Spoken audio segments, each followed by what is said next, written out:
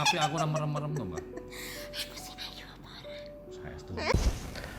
Assalamualaikum warahmatullahi wabarakatuh. Selamat pagi, selamat siang, selamat sore, selamat malam konco delok dimanapun berada.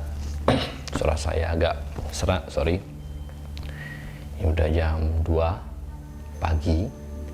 Sambil nunggu sahur, sesuai janji saya, karena kemarin beberapa banyak yang DM masuk meminta saya membahas tentang Wali Songo.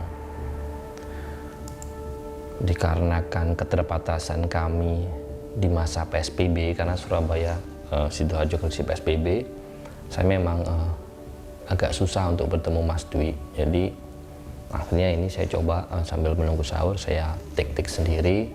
Nanti semoga filenya bisa saya serahkan ke Mas Dwi untuk diedit. Oke, dipercepat aja. Intinya saya akan mencoba menyajikan cerita tentang Wali Songo.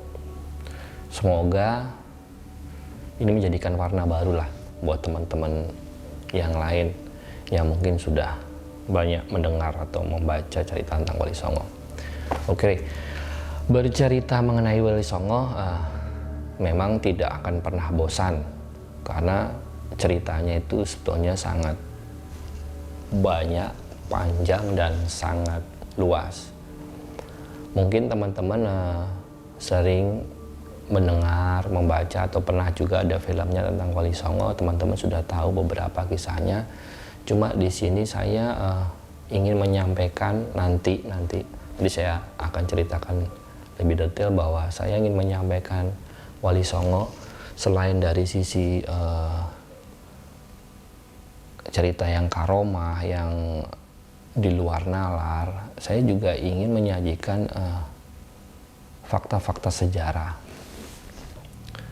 Kenapa ini penting?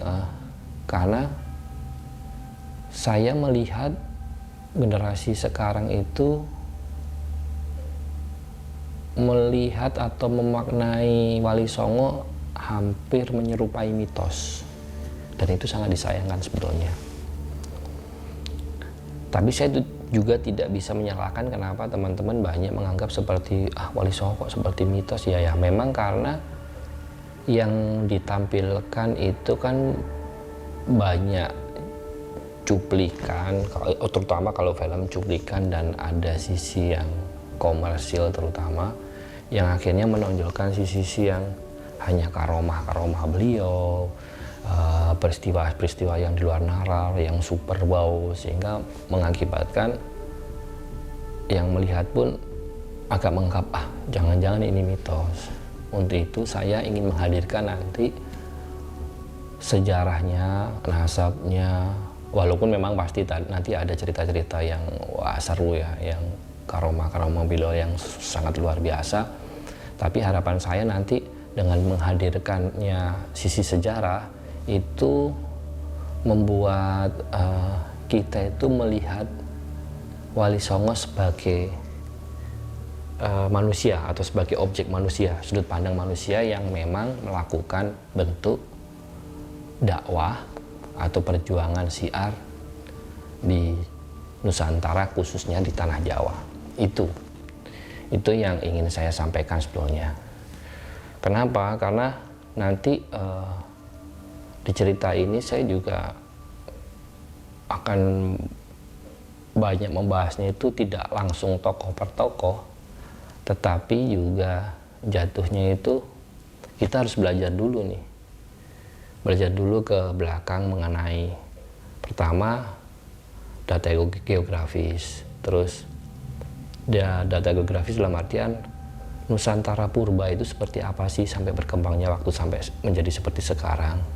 Terus satu lagi, agama purba atau kepercayaan purba yang ada dulu itu apa sih, yang akhirnya berimbas sekarang itu apa sih itu. Kenapa seperti itu harus saya sampaikan? Karena nanti kalau kita membahas Wali Songo, otomatis kita akan membahas strategi dakwah, strategi bagaimana mereka syiar, bagaimana mereka menyampaikan agama di Nusantara, khususnya di Jawa. Jadi kita akan lihat bahwa sebetulnya Wali Songo itu strateginya sangat sistematis. Mereka itu benar-benar sangat mempelajari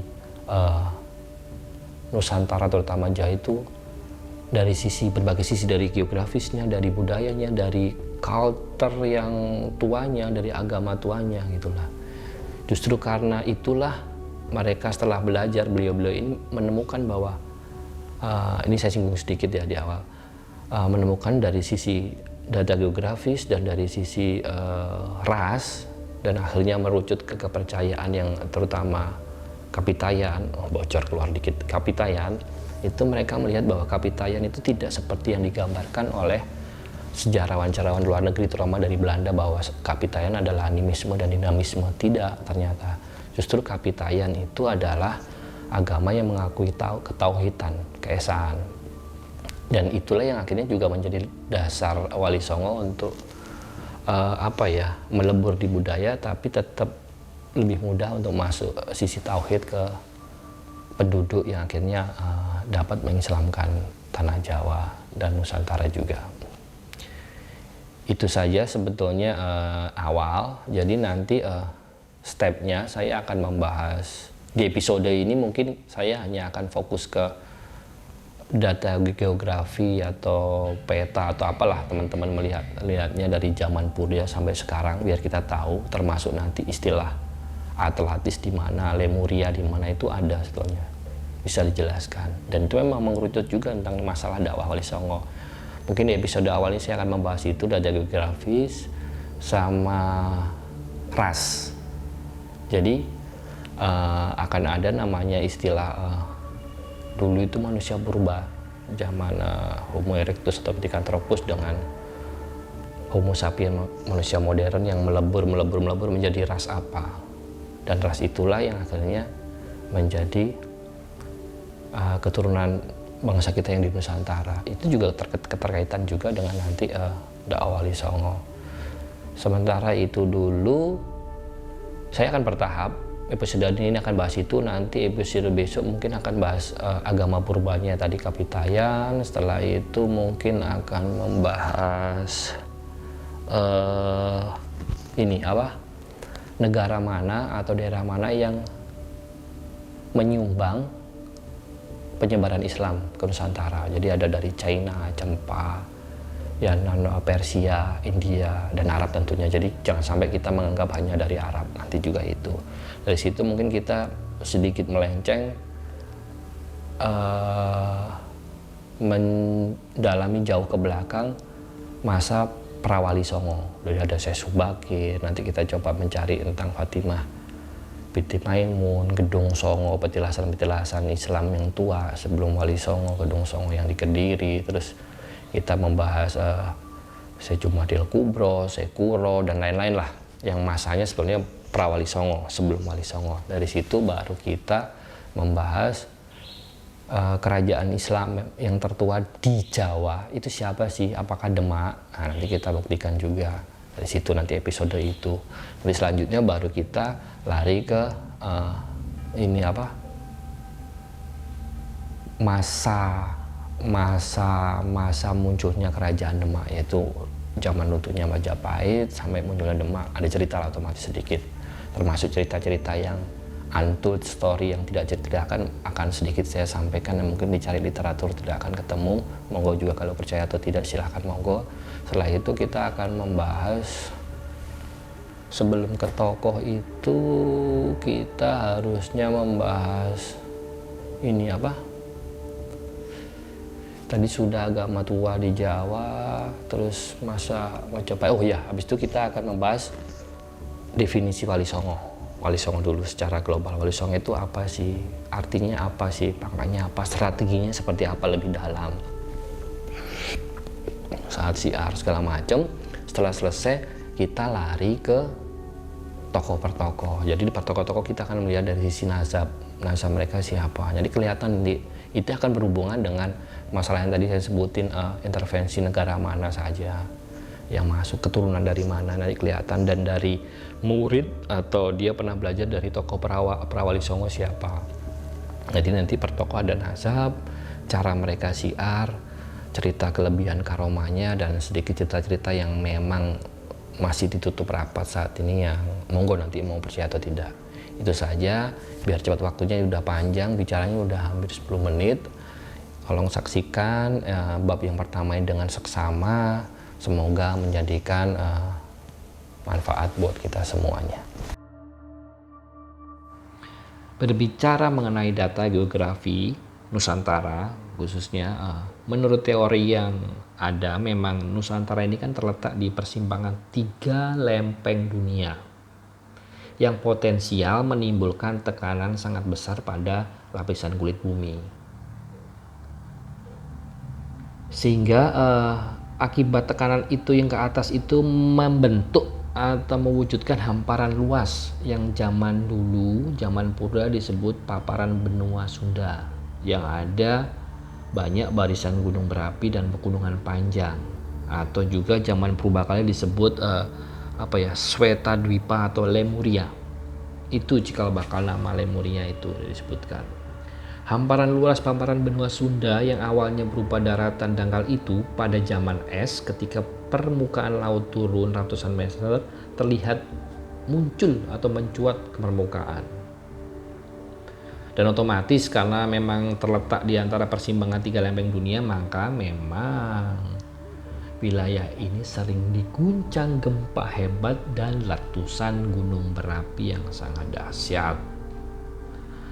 Kalau merujuk pada zaman es akhir, ya pada zaman es akhir yang sekitar 500.000 tahun silam, es di kutub utara dan kutub selatan itu mencair, sehingga air laut naik menimbulkan gelombang tinggi sampai setinggi 1 mil. Akibatnya air laut yang tinggi itu menghantam paparan Sunda yang besar itu, yang akhirnya tenggelam ke dalam laut.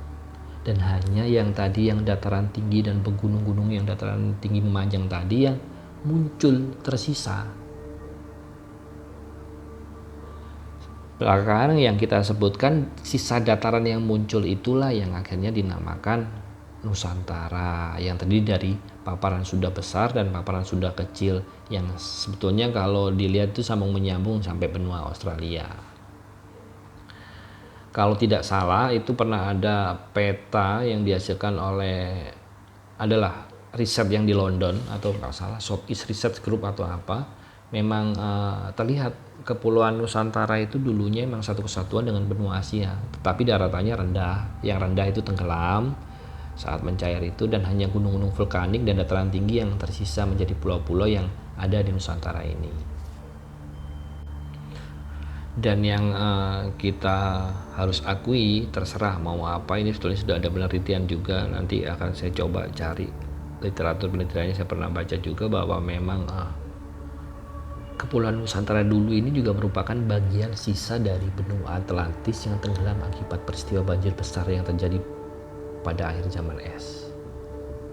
Makanya kemarin itu kan sempat muncul yang Atlantis, Lemuria, ya ini cerita sebetulnya. Peristiwa itu terekam dalam cerita purba di berbagai belahan dunia tentang adanya banjir besar yang melanda dunia, yang sebetulnya masih banyak menebak-nebak, yang sebetulnya sebagian tempatnya itu sisa benua Atlantisnya ya ini kita di Nusantara yang kepulauannya banyak ini. Itu yang kita harus tentu tahu tentang geografis dulu. Kalau geografis peta modern, ya Nusantara terletak di antara 2 benua dan 2 samudra. Itu ya pasti kalau pelajaran kita kan ada samudra, diapit samudra Asia dan Australia, dan diapit benua Asia dan Australia, dan diapit oleh 2 samudra, India dan Samudra Pasifik. Itu sedikit tentang geografis geografis Nusantara yang memang kita harus tahu. Oke, sekarang kita masuk ke etnik penghuni. Saya mohon konsentrasinya ini. Kemarin saya sudah berusaha untuk membuatkan rangkuman sependek mungkin, tapi sepertinya memang harus dijabarkan agak panjang. Karena terkait apa? Ini terkait masalah leluhur nanti jatuhnya. Jadi kita juga harus tahu juga masalah etnik penghuni. Korelasinya apa dengan Wali Songo nantinya? Itu nanti mengerucut ke masalah leluhur, masalah kepercayaan purba, maksudnya penghuni original purbanya, masalah kepercayaan purba, sampai di situ akhirnya muncul metode dakwah Wali Songo mengikuti tradisi yang ada. Ya, saya minta sedikit agak konsentrasi karena memang agak sedikit menongeng panjang dan mungkin membosankan, tapi ini penting. Oke, kita mulai saja. Jadi kalau membahas tentang etnik penghuni dalam kajian antropologi, orang biasanya menggunakan antropologi ragawi dan bentuk bangsa Nusantara itu, sejarahnya itu tidak pendek teman-teman. Tidak hanya misalnya kita melihat ada dulu leluhur bangsa Kalingga atau segala macam. Itu ternyata jauh sebelum itu, bahkan jauh sebelum Masehi, jutaan tahun itu sudah ada. Jadi kita akan mencoba mengurutkan sepengetahuan saya, tapi setidaknya itu akan membuat kita tahu ini loh leluhur kita sebetulnya. Kita kembali lagi masalah sejarah bangsa Nusantara yang sangat panjang. Jadi kalau membahas tentang manusia purbanya, yaitu kita biasa sebut yang belajar sejarah, pernah ada namanya fosil manusia purba, yaitu Pithecanthropus erectus, yang disusul ada temuan kayak Homo mojorkertensis lah, Meganthropus Paleojavanezus ya, Homo solensis, Homo wajakensis, itu rentang waktunya, sebenarnya rentang waktunya itu yang tinggal di Nusantara, mereka itu rentang tahunnya 1 juta tahun sampai 12.000 tahun lalu. Oke.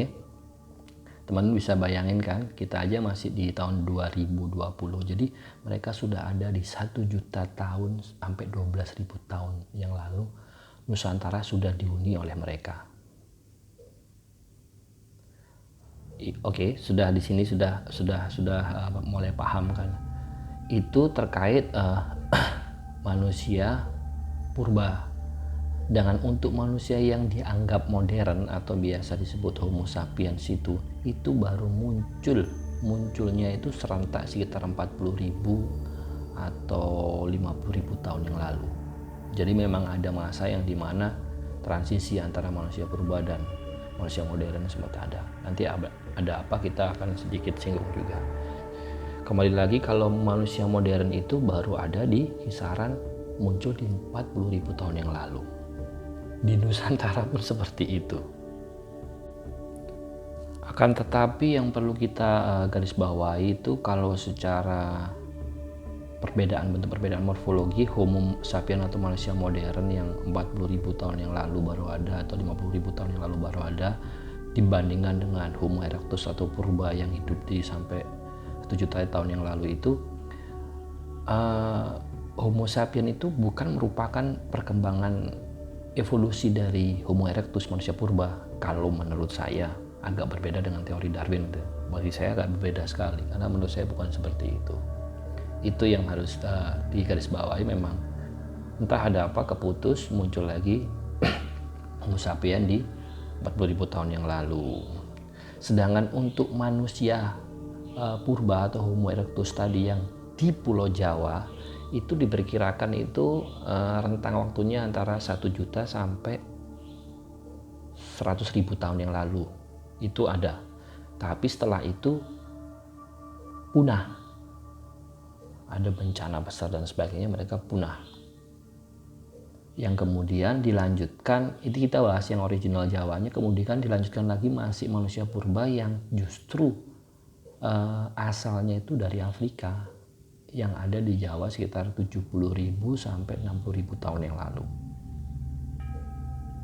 Setelah itu baru masuk ke zaman manusia modern atau Homo sapiens yang asal dari Asia, yang data sekitar 50.000 atau 40.000 tahun yang lalu, yang sama seperti saya sebutkan di atas. Gimana? Pelan-pelan loh ini bahasnya. Mudeng, agak membosankan tapi harus ini. Kembali tadi ke yang Homo erectus asal Afrika yang sekitar 70.000 tahun sampai 60.000 tahun, dan kemudian ada Homo sapiens asal Asia yang juga datang ke Pulau Jawa sekitar 50.000 sampai 40.000 tahun lalu. Akhirnya menimbulkan yang masa transisi yang kemudian itu dinamakan nama-nama ras yang muncul untuk posisi yang Homo erectus purba asal Afrika itu kita sering kalau teman-teman baca disebut ras Melanesia. Ya, Melanesia. Sedangkan yang manusia modern tadi yang baru sekitar 40.000 tahun sampai 50.000 tahun yang lalu yang dari asal Asia itu belakangan banyak disebut sebagai ras Austronesia. Jadi di garis bawahnya ada ras Melanesia dan ras Austronesia. Oke, kita lanjut ya. Ras Melanesia itu tersebarnya itu di berbagai varian suku-suku ras Melanesia ini. Sejak 70.000 tahun sebelum Masehi itu mereka sudah ada yang ada di Papua, Papua Nugini, Australia, Pulau Pasifik, Solomon, Fiji dan sebagainya. Itu dari sisi ras Melanesia.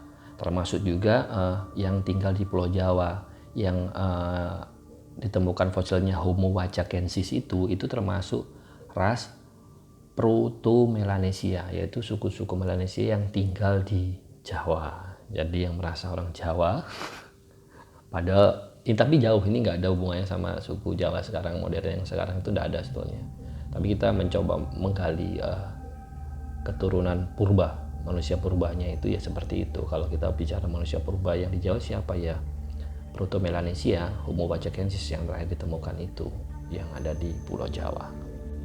Dikarenakan tadi manusia modern juga sudah mulai masuk Homo sapien yang dari asal Asia yang itu ras Austronesia. Jadi akhirnya ada pembauran dengan pendatang-pendatang baru yang justru juga mendesak atau membuat wilayah hunian ras purba ini semakin sempit. Jadi sebagian kalau teman-teman tahu akhirnya mengungsi ke arah timur.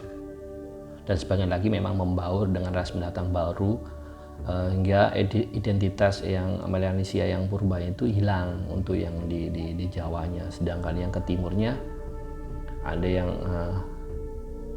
lari beberapa ke Papua. Itu yang manusia purbanya. Oh iya, yang pembauran tadi otomatis kan ada yang juga perkawinan ya, kawinan silang itu nanti rasnya namanya ras campuran Melanesia Austronesia.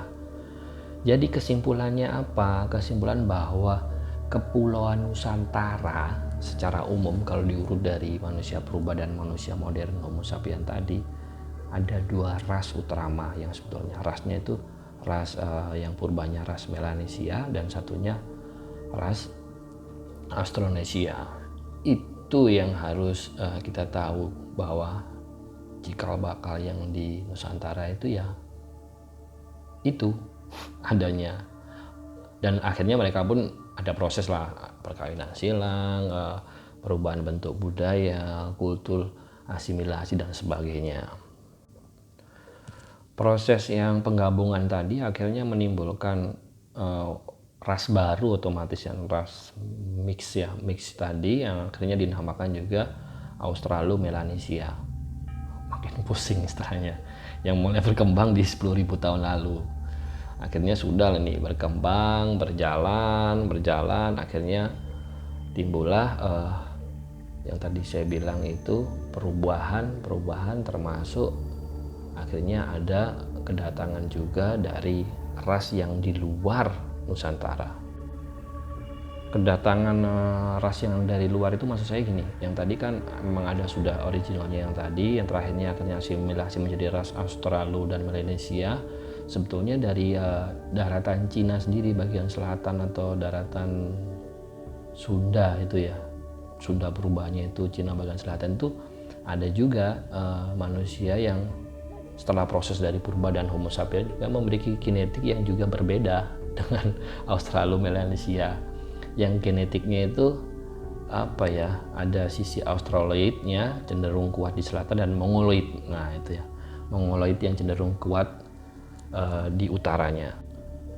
Ras Australoid yang banyak disebut juga Mongoloid selatan karena memang ada sisi ciri khas Mongoloid juga yang berbeda dengan Mongolia utara sebetulnya.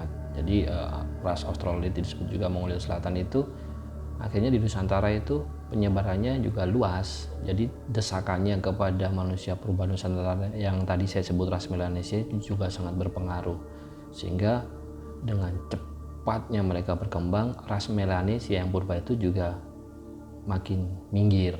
Yang campuran awal tadi yang saya bilang tadi, yang di awal ada percampuran tadi, itu juga makin Australasi Melanesianya itu yang tadi akhirnya minggir. Akhirnya sedikit kelompok, kalau teman-teman tahu, orang-orang yang Negrito di Taiwan, Malaysia, Filipina, Andaman, Polinesia, Hokkaido, Papua. Nah, itu yang tersisa dari sisi ras Melanesia yang sudah terasimilasi dengan yang tadi Homo sapiens modern yang dari Nusantara, masuk Mongolia Selatan atau ras Australoid lah, atau Mongoloid Selatan. Jadi mereka minggir. Yang sekarang masih ada kalau kita di Indonesia ya Papua lah, Papua, Australia, yang original, yang aborigin, Papua Nugini itu. Terus akhirnya mereka otomatis juga ada perubahan evolusi lah. Perubahan tertentu yang mungkin membuat bentuk tengkorak, wajah juga sudah mulai berubah jauh dibandingkan zaman dahulu.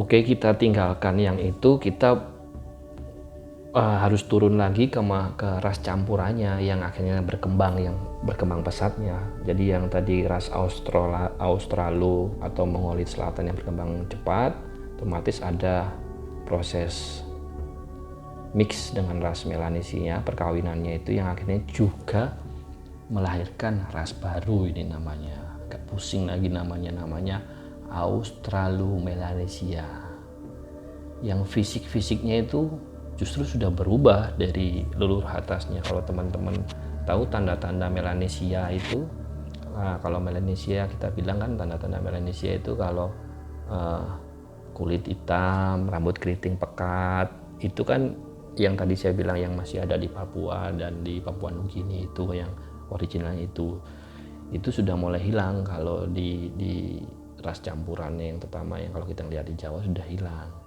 Sedangkan kalau di Mongoloid Selatan atau Australo, karena dia dari Cina sana selatan, kan terlihat bahwa yang kulit kuning, rambut lurus, gigi kecil, mata sipit itu juga pudar karena proses campur yang hitam keriting, istilahnya putih sipit, yang akhirnya melahirkan ras baru Australo-Melanesia. Mereka akhirnya pudar, muncul ras baru ini. Itulah yang akhirnya justru menyebar di Asia Tenggara, yang terus menyebar, yang kemudian semakin mendekati tahun kemajuan menjadi bangsa namanya Proto Melayu. Nah, berarti kita sudah larinya ke zaman rasnya Proto Melayu. Oke, ke Proto Melayu. Tapi untuk mengikuti perkembangan yang tadi ras baru Proto Melayu, itu lahir lagi namanya ras Detro Melayu, yaitu ras Mongoloid dengan beberapa ciri Australo-Melanesia yang menggunakan bahasa Austronesia sekitar 2500 dan 500 sebelum Masehi, sudah mulai mendekati kan. Dan merupakan perkembangan dari bahasa Proto-Austronesia. Jadi ras Proto Melayu, Deutero Melayu, dan Melanesia inilah yang sampai saat ini menjadi penghuni utama Kepulauan Nusantara sampai sekarang. Itu kalau nariknya berarti mbah-mbah kita itu ya itu pencampuran tiga tadi, tariknya seperti itu. Bulat kan, seru kan, itu semua kita bersaudara. Oke, berarti dari ras Proto Melayu, Deutero Melayu, Melanesia yang menjadi penghuni utama Kepulauan Nusantara, sebagian besar di antara tiga itu yang kemudian mereka tinggal di pesisir mengembangkan teknologi kelautan zaman segitu loh. Berarti sudah hebat, ada teknologi kelautan, sehingga memungkinkan mereka menjadi penghuni baru di berbagai kepulauan yang tersebar antara Samudra Hindia dengan Samudra Pasifik, yang memunculkan nama baru namanya ras Malayu Polinesia. Saya ulangi, ras Malayu Polinesia. Oh iya, sedikit lupa, mungkin agak kembali lagi dikit. Kita tadi kan ada campuran dari Mongoloid Selatan ya, yang terdapat pada ras Australo-Melanesia tadi. Jadi kalau teman-teman yang pernah melihat bayi-bayi yang tinggal di Nusantara itu ada ciri-ciri yang tidak bisa tidak bisa diabaikan, bahwa kita masih ada keturunan ras Mongoloid, yaitu Mongoloid Selatan. Yaitu salah satunya yaitu kalau teman-teman perhatikan bayi itu kan ada bercak di pantat, bukan pantat sih, kayak di atas pantat tuh ada, kalau bayi itu ada bercak yang di atas pantat yang bercak bunter, nggak bunter, pokoknya ada bercak lah agak besar di atasnya pantat bayi yang warnanya biru, yang kemudian kalau tanpa terasa itu nanti makin dewasa itu hilang sendiri. Nah, ciri khusus bercak biru pada atasnya pantat bayi atau pantat bayi itu sebetulnya itulah ciri khas ras Mongoloid. Ayo sekarang ditanya ke bapak ibunya masing-masing, waktu kecilnya pada ada tanda itu tidak? Berarti kalian juga ada keturunan dari ras Mongoloid, teman-teman. Dan yang terakhir, kembali ke tadi ada yang terakhir, bahwa di Nusantara itu yang terakhir kan ada suku Proto-Melayu, Deutero-Melayu, dan Melanesia, yang memang Melanesia itu walaupun lebih tinggal dulu, lama-lama memang terdesak, yang saya bilang tadi purba tadi. Terakhirnya adalah Proto-Melayu dan Deutero-Melayu yang dominan di Nusantara. Ya penutupnya sih kalau Proto-Melayu sih yang akhirnya itu banyak melahirkan suku-suku yang yang beda, mungkin agak memiliki kesamaan watak tapi ya beda itu ya, kayak Proto-Malayan atau Melayu itu banyak di Batak, Toraja, Karen, Igorot, itu lagi Bantak, Ranau, Meu, Tayal, dan Wajo termasuk Proto-Melayu. Sedangkan kalau ngomong Proto-Melayu sih ya akhirnya berdekatan juga dengan Burma, Thailand itu. Sedangkan untuk Deutero-Melayunya jatuhnya ke suku-suku Jawa, Bugis, Aceh, Minangkabau, Sunda, Madura, dan lain-lain. Itu terkait dengan etnik. Panjang juga ini sepertinya, tadi saya berusaha untuk memendekkan. Nah dari situ nanti kita baru membahas namanya agama bangsa Nusantara, agama purbanya. Itu tadi kita sudah membahas data geografis, terus etnik penghuni rasnya, jadi pada tahu semua kan seperti apa, biar nggak nebak-nebak juga. Itu selesai. Jadi next selanjutnya, episode selanjutnya kita bahas agama bangsa Nusantara, agama tua, kepercayaan tuanya, salah satunya Kapitayan itu nanti kita bahas. Kalau memang durasinya lumayan ya kita jadi satu seri, saya belum take ini. Nanti kalau memang masih longgar akan saya sambung tentang pengaruh negara kayak China, Yunan, Champa, Persia, India, Arab, itu saya sambungkan. Kalau enggak nanti saya pisah aja lah. Itu aja. Mungkin udah mau waktu sahur, udah mulai mendekati jam 3. Terima kasih, dukung selalu Lapon Delok karena cerita Wali Songo masih panjang. Semoga ini terkejar sebelum Lebaran. Terima kasih buat semuanya. Selamat sahur, selamat menunaikan ibadah puasa. Wassalamualaikum warahmatullahi wabarakatuh.